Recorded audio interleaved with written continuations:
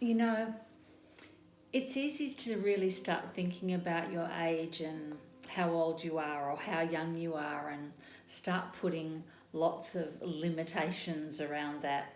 I'm not old enough to do that, or I'm too old to do this. And so when we start to take a bit of a reality check about age, of course, we realize that there is no age, there is no time to begin something or no time to finish something. It just is what it is in the moment. And I'm a true believer that each of us are really lovingly called to the thing that wants us, that wants our energy, that wants to use this beautiful vehicle to simply assist each other. I don't believe there's any purpose being on the planet unless we're actually assisting each other in some way, shape, or form. And so I think it's really important to recognize that we all have something amazing and wonderful to bring. It doesn't matter what it is you bring. Maybe you're someone who brings a lot of joy to your family. Maybe you're someone who helps everybody see the funny side of something. Maybe you're the carer in your family. Maybe you're the assistant. Maybe you're the lawyer. Maybe you're the fixer-upper. Maybe you're the person that makes all the arrangements. It doesn't matter what role you're currently playing, and it doesn't matter what role you are in your life right now.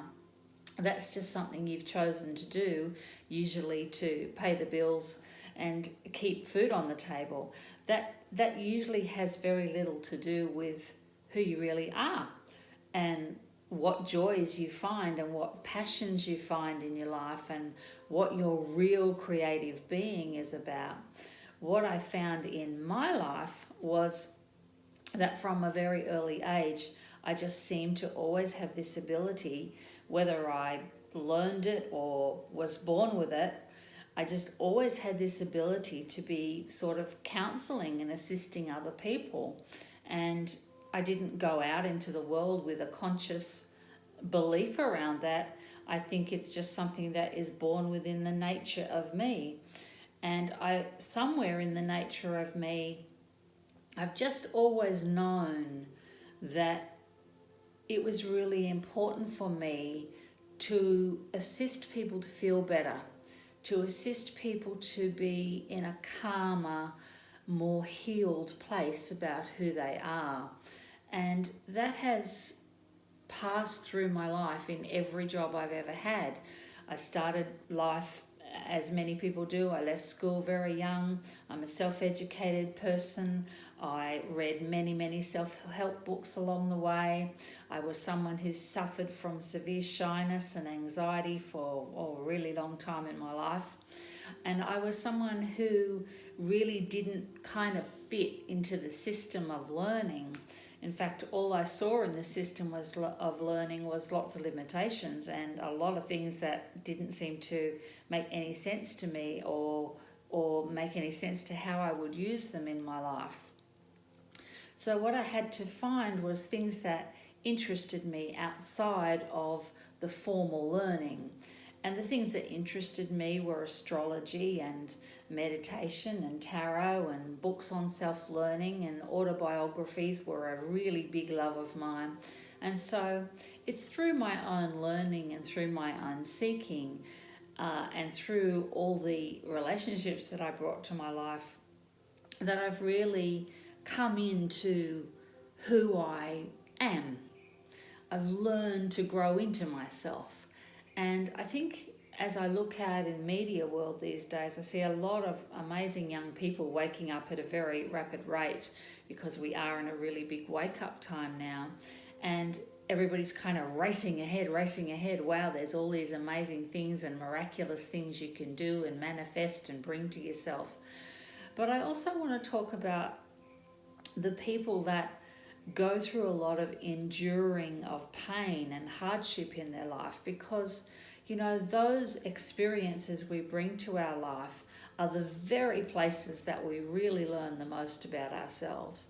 When we're enduring something or suffering something or in a limitation of any kind, we really start to dig in deeper and find those deep inner resources that are born within the source energy that is you. My mother was a great example of that in my own life, because she brought many really tough lessons to her life through all of her relationships. And I guess through watching her, it was how I learned to make different choices, how I learned to be brave, how I learned to step out of limiting behaviours and limiting beliefs that I had always carried with me. So my passion in life is to help others do the same, to help others find some little space in their day where they can start to feel a bit better about who they are.